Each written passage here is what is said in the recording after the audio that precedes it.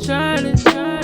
Oh, this is unchARTed. Tao, he is responsible for this piece behind me. Could you just briefly introduce yourself to everyone? Hi, my name is Tao Labossiere, spelled T-A-O, but pronounced with a D, Tao. I've lived at Hartford ArtSpace Gallery since 1997, and running that gallery as a volunteer effort to support my artist community, and that's enabled me to get in touch with a lot of other artists and get connected with the show. And I was commissioned to cut out 4 puzzle pieces and figure that out. I had a couple of mistakes along the way, but eventually I was able to creatively solve that problem, and then I painted this owl here. Nice. It's the owl of wisdom. Okay. And the metaphor here for, I think it should be pretty obvious, is that no matter what we paint as artists on these panels, they all fit together, and we can put them together any way we want. Yeah. That was the hard part, to figure that out. Got you. And so the metaphor is ultimately the diversity. You know, we can paint whatever we want, and it all fits together to make a whole, as we are in society. We're all different, Yep. but we all got to work together. Right. You know, so I think it's a great metaphor, and it'll be awesome once this finds an exterior surface on a building to put up, and it can grow. Each year there can be more added to these. So how long have you been doing art altogether? Well, started out finger painting, you know. Yeah. I got the love from my mom for that, and I think that's probably one of the reasons I make art. For Okay. love, you know. Yeah, for sure. Get attention and love, and you know, artists want to be seen. Artists want to create work that makes people feel something, Yep. communicate something. Yep. And if I can do that, even if people react negatively to anything I've done, which there hasn't been a lot of, but when they do, it still causes conversation.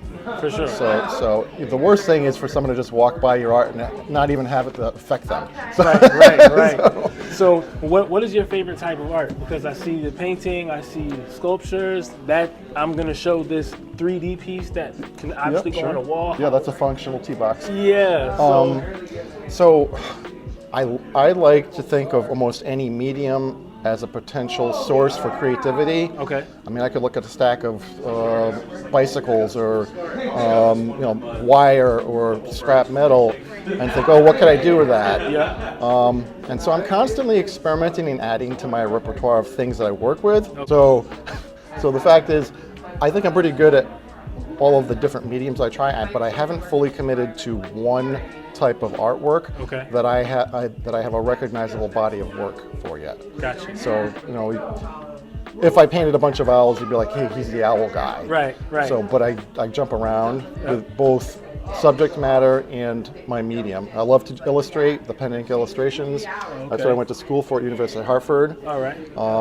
And then the metal work here, that came from a commission to create signage for a barber shop, and they wanted rusty metal letters. So that forced me to learn how to cut out of metal with a plasma torch. For sure. And then I experimented with rusting, so I figured out a formula with hydrogen peroxide and salt and vinegar that I could rust metal over basically 2 or 3 nights. It looks like it's 100 years old. Wow. Yeah. And then so I used those letters, and then from that job I incorporated that into my art and started making some artwork with it. So I do consider this more of a craft than a fine art. Okay. But I enjoyed doing it. I just had fun doing it, and people were buying it like hotcakes. So so that, you know, that always influences an artist. Whenever you support an artist and you buy their work, you're not just buying that one piece. Right. You're encouraging them to create more work.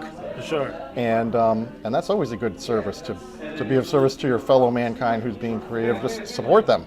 Absolutely. You know.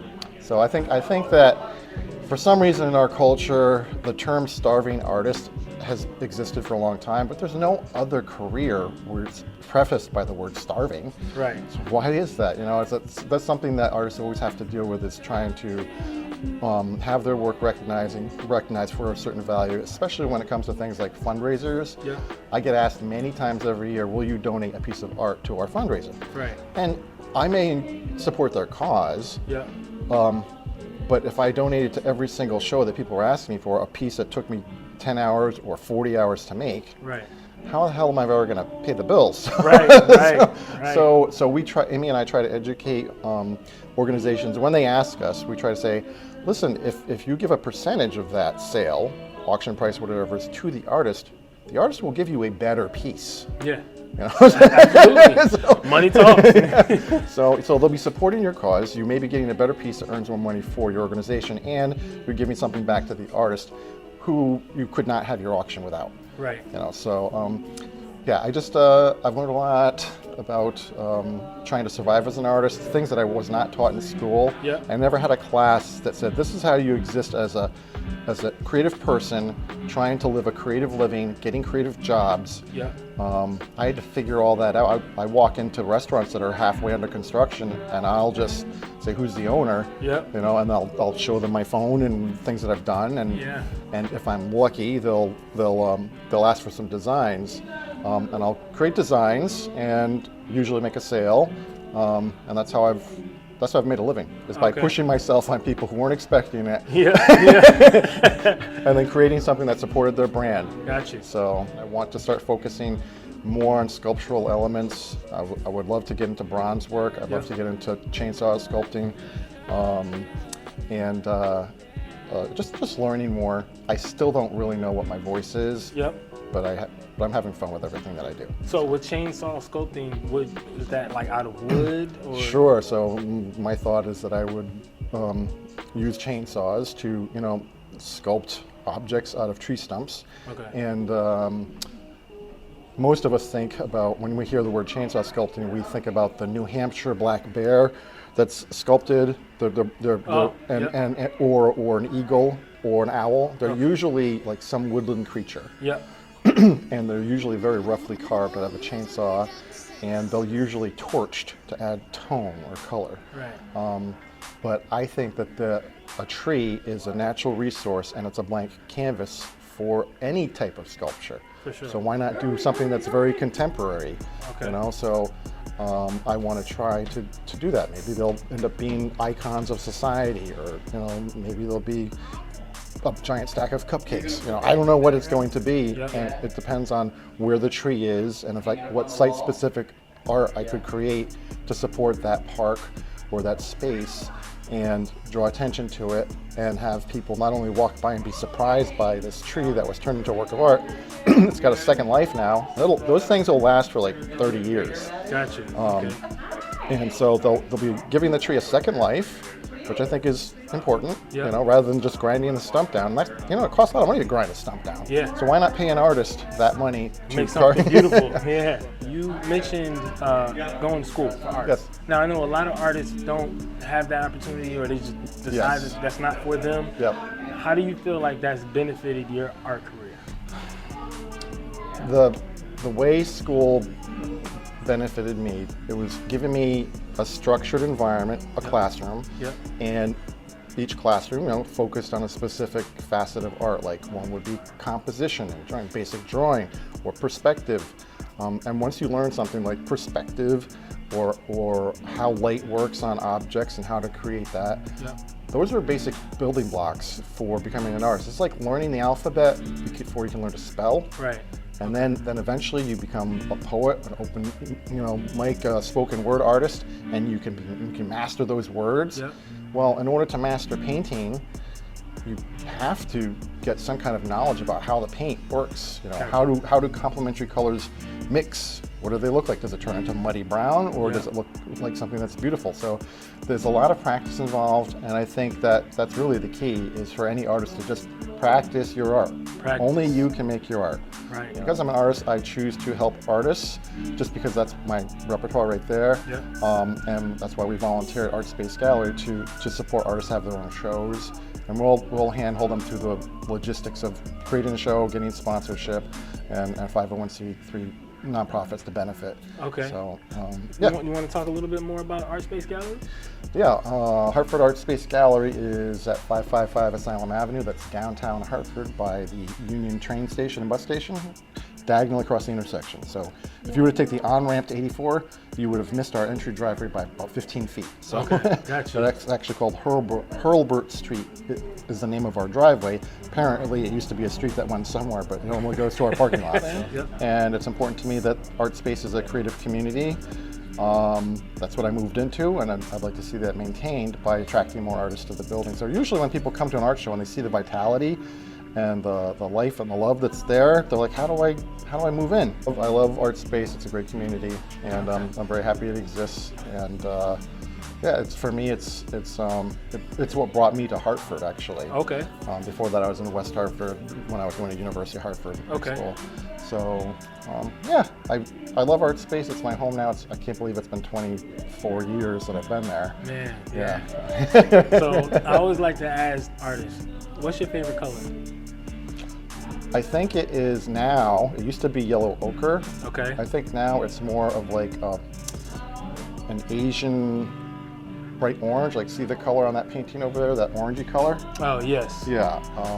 So just for me, that color, orange tones with a slight touch of yellow that are lighter, has some kind of vibrancy that excites me inside. Like it represents, I don't know, life or passion or something. Yeah.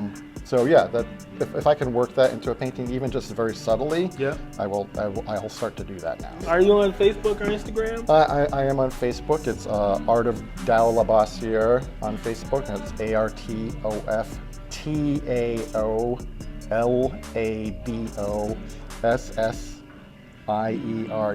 All right. On Facebook, and I'm also on Instagram, same handle, and do a little stuff on TikTok. I've got like 10 followers. Yeah, that's all good. My wife, she's been playing with TikTok for us because she's my business partner. Okay. And she does contribute creatively to the concepts of many of the pieces that I work on. Yeah. But she also handles all of the contracts, the financials, the negotiations. And when we present as a couple to a business, like say Hartford Healthcare or Bushnell Park or whatever, some organization or restaurant, they really like talking to a couple. I think being a couple is an advantage because they see, oh, these two people function together in a relationship. They must be doing something right. Yeah, for sure. So, and we're both creative and we both love it. So I just feel very fortunate to be an artist. And I know that a lot of people who try to have a sustainable living as an artist, it's very difficult because you're ultimately trying to convince people that they need your creativity that they've never even seen before, haven't considered as part of their lives. Yeah. We walk around in the world and creativity is everywhere, from architecture to designs on lampposts to park benches to murals. You know, without creative people contributing to society, we just have a bunch of boxes. Yep. And brutalist architecture, which is just very like concrete buildings. For sure. So, you know, our artists do enrich our lives, but it's on a level that most people don't even really understand that someone took the time to create that. Gotcha. But now this brings me to AI, which is a whole new thing. Yes. So we just discovered like Mid-Journey and what is it, Dolly, and Amy just started playing with it. It's a very primitive free version. Okay. It's a little bit scary and impressive to see what those things can do. Yeah, okay. And there are a lot of people who say, oh, this is the death of artists because, you know, you could just enter a bunch of words and an image will be created, 4 variations. Yeah. And then you can select one of those and add some more text and more variations will come up. And they're beautiful compositions. Yep. Art is something that I think has to be made by a human being. Yeah. Yes, AI is capable of making things that look like art. Yeah. But AI doesn't have emotions. AI is not trying to communicate with you a feeling or anything like that. Right. So I think we can work with it. You know, when photography first came out, a lot of artists thought that was going to be the death of like photography when they were back in the day painting landscapes and realism. Yep. And then when Photoshop first came out, there's a big uproar against that by the art community because they're like, oh, well, that's cheating to design your composition on the computer. But that's one thing I do. I'll do my sketches, I'll scan them in, I'll create different composition variations because I would rather do that in Photoshop than do 5 drawings, all separate drawings, each one taking 5 hours. Right. So I can get a lot more done. It's a tool. Yeah, that's exactly what I was just getting ready to say. Ultimately, still needs your touch to it. Yes. It's the same way that people felt like computer-generated music was going to be the death to music, but I mean, you still have to have the skill set and the thought process to know how to utilize it. You know, so I think it'll find its place, just like technology always does. Yes. It won't kill anything. It's just going to be something that everyone adapts to. Yes. Well, it's changing the paradigm of creating images. Well, I don't want to hold you up too much. Oh, you're not. So I appreciate you giving me time to do the interview. One quick question: how long did it take you to do this painting? The painting itself, that was actually 3 nights of about 3 to 4 hours each. Oh wow, okay. Yeah. So I tend to do my painting at night after dinner. Okay. And then if I have time, I'll get on my computer from like 11 o'clock till 2 in the morning to do designs for mural projects. And the morning is kind of my private time to just, I'll go to a meditation Zoom. I'll go to a recovery Zoom. Yep. I'm a recovering alcoholic. Okay. And congratulations Zoom, on that. yeah, Zoom helps me. I don't drink anymore. I have no desire. Yep. So I put all my energy into my personal mental health in the morning, and then my creativity during the day, and then have a lovely dinner with my wife, and then after that we do more creativity. So I'm being creative most of the day. Nice. That's good. Structure. That's a good structure to have. You know? It is. Yeah, man. Well, I appreciate you. Do you have any events or anything that you want to shout out? Well, if people would like to go to Hartford ArtSpace Gallery on Facebook, you'll see announcements for upcoming shows. Okay. And the next show is a show by Jim Winton, so it's a one-man show, which we don't support a lot because not as many people show up. But he's been participating for years, and so he deserves a shot at a solo show. Yeah, for sure. So that's going to be a nice show, and then we have other. I think after that will be Open Studio for the city of Hartford, which was formerly something where we would physically open the doors to our own apartments. Okay. And the general public would walk through the entire building, walking into everybody's homes, sitting down on our couch, petting our dog, seeing how artists live. Okay. But because of COVID, that hasn't happened in 2 years, and I don't think that there's enough artists who are comfortable with it yet to actually make it a fully open studio event. So I think this year's event will just be a gallery exhibit. Okay. So each artist will have one piece in the gallery show. So, nice. But it'll still be an awesome show. Okay. It represents 13 locations, I think, throughout Hartford. Gotcha. Maybe even more now. So that's a good event because it helps bring the art community together. And Hartford has a lot of artists. We have a lot of artists. Okay. And there's a lot of creativity going on out there. So for sure. Yeah. And that was kind of the inspiration for this. Like, I know there's a lot of artists, there's a lot of art going on, and no one's really talking about it. No one's talking to you guys. And thanks. Everyone needs to hear this. Yes. You know what I mean? Yeah, I appreciate it. Yeah, no problem. Well, I appreciate you. Thank you so much. All right. It was awesome. All right, have a good one, guys. Bye, guys.